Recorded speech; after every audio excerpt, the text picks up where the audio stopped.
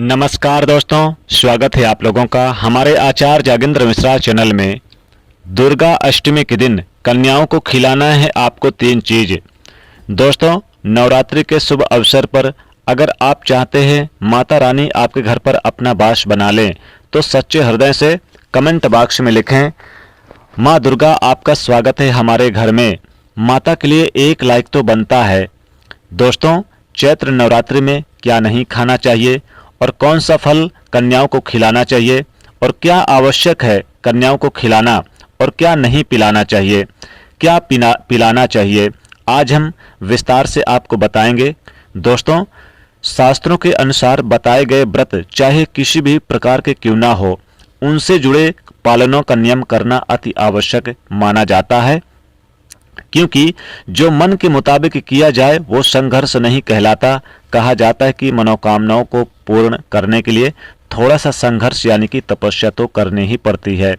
इसीलिए ऐसी मान्यता है कि व्रत को पूर्ण विधि विधान से किया जाना चाहिए, तब आपके व्रत का पूर्ण लाभ मिलता है, आपकी सभी मनोकामना पूर्ण हो जाती है।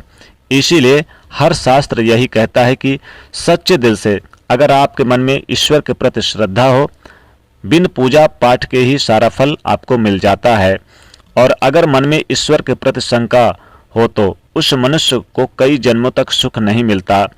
भगवत गीता में भगवान श्री कृष्ण ने स्वयं कहा है कि जो मनुष्य सच्चे हृदय से ईश्वर को पुकारता है उसका नाता उस शक्ति से जुड़ जाता है जिसे आपने सच्चे हृदय से पुकारा था। इसीलिए भगवान श्री कृष्ण कहते हैं कि सच्चे हृदय से ही ईश्वर को पुकारें तो आपकी हर मनोकामना पूरी होगी। कई लोग घंटों भगवान की पूजा पाठ करते हैं तथा रोते हैं, बिलखते हैं, फिर भी भगवान उनकी एक भी नहीं सुनते हैं। दरअसल जब आप सच्चे मन से ईश्वर को पुकारते ही नहीं हैं तो भला वो आपकी पुकार कैसे सुनेंगे।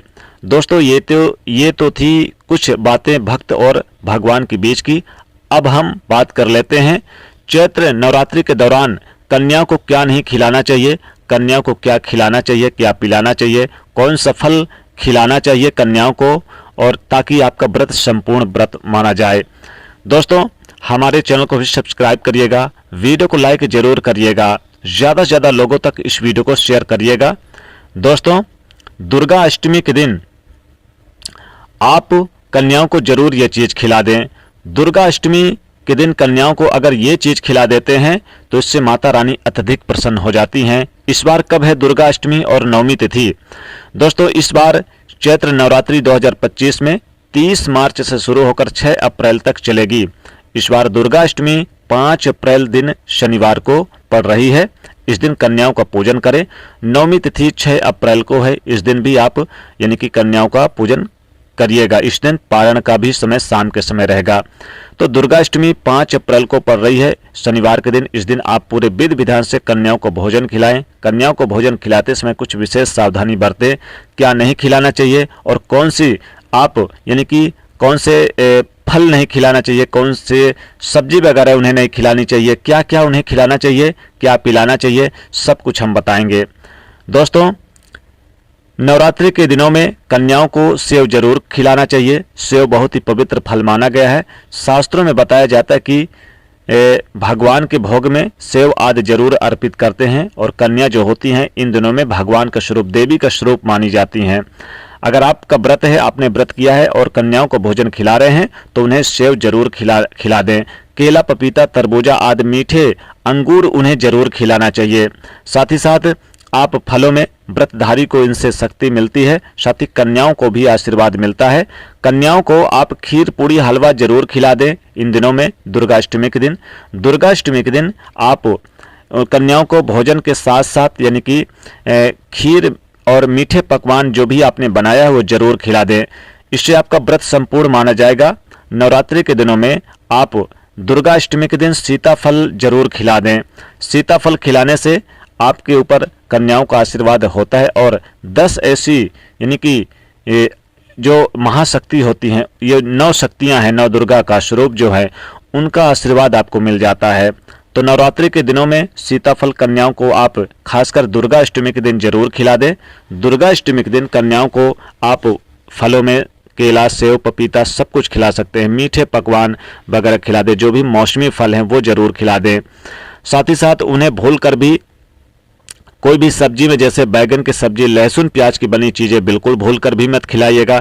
जो भी तामसिक चीजें हैं वो भूल कर भी मत खिलाइएगा, नहीं तो माता रानी क्रोधित होंगी, कन्याओं का आशीर्वाद फिर नहीं मिलेगा। इसलिए आप कोई भी सब्जी बनाइएगा तो उसमें लहसुन प्याज या कोई भी तामसिक चीज की बनी चीजें, जैसे कि बैगन की सब्जी, बंद गोभी, कुमड़ा वगैरह की सब्जी बनाकर उन्हें कन्याओं को दुर्गा अष्टमी के दिन नहीं खिलाना है। दुर्गा अष्टमी के दिन कन्याओं को पूजन करना, उन्हें भोजन खिलाना विशेष महत्व माना गया है। नाशपाती भी भूलकर उन्हें मत खिलाइएगा।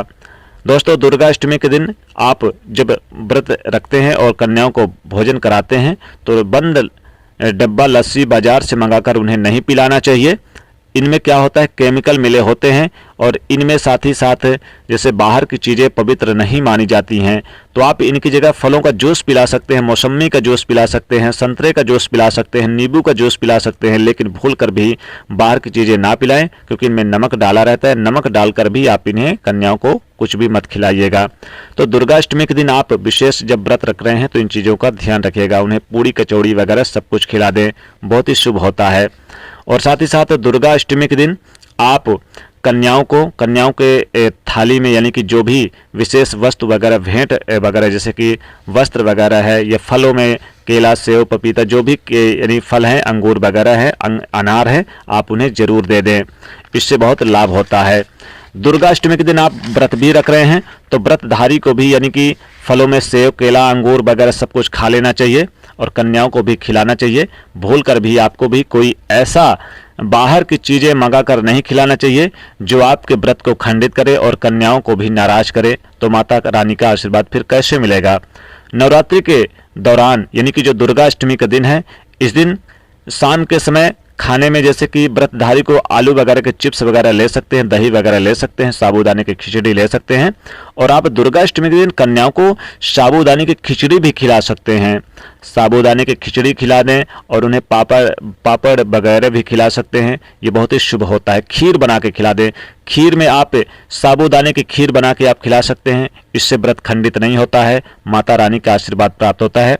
लेकिन कई ऐसी सब्जियां हैं जो आपको अष्टमी के दिन, दुर्गा अष्टमी के दिन कन्याओं को भूल कर भी नहीं खिलाना चाहिए। और क्या है, जैसे बंद गोभी, पत्तेदार गोभी, कुमड़ा, आप यानी कि कोई भी चीज़, लौकी वगैरह कुछ भी मत खिलाइएगा। साथ ही आप टमाटर मत डालिएगा, बैगन की सब्जी मत डालिएगा और लहसुन प्याज से बनी चीज़ें तो भूल कर भी मत खिलाइएगा। और ना ही आपको खाना है। बहुत से लोग व्रतधारी एक टाइम भोजन करते हैं नवरात्रि के समय में, तो दुर्गा अष्टमी के दिन आपको एक टाइम भोजन करते समय भी आपको ना तो नमक खाना है, कोई भी ऐसी सब्जी नहीं खाना है, ध्यान रखिएगा। पक्के पकवान में पूड़ी कचौड़ी आप खा सकते हैं, खीर खा सकते हैं, दूध का सेवन कर सकते हैं। दुर्गा अष्टमी के दिन कन्याओं को दूध पिलाना चाहिए, बहुत ही शुभ होता है। भूल कर भी उन्हें आप यानी कि मट्ठा वगैरह मत पिलाइएगा, लेकिन दूध पिला सकते हैं, दही दे सकते हैं, जो कि शुभ माना जाता है। दुर्गा अष्टमी के दौरान आप दूध पी सकते हैं, चाय पी सकते हैं, आप यानी कॉफ़ी पी सकते हैं।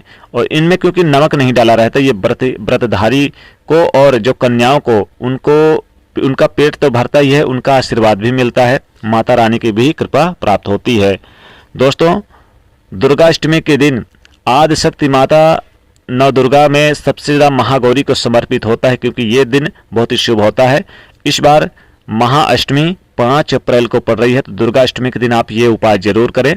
नवरात्रि के दुर्गा अष्टमी के दिन माता रानी बहुत ही प्रसन्न मुद्रा में रहती हैं और इस दिन माता रानी को उनके स्वरूप के हिसाब से अलग अलग भोग अर्पित करें, उन्हें पुष्प भेंट करें। आप लाल पुष्प अर्पित करें, सफ़ेद पुष्प अर्पित करें और उन्हें भेंट स्वरूप, यानी उन्हें जो कुछ भी श्रद्धा अनुसार बन पड़े वो दें। और कन्याओं को भोजन कराने के बाद जब आप उन्हें घर से विदा करें इस दिन, तो उन्हें भेंट स्वरूप में आप फल वगैरह जरूर दें, लौंग दे दें, लौंग भी जरूर खिला दें कन्याओं को।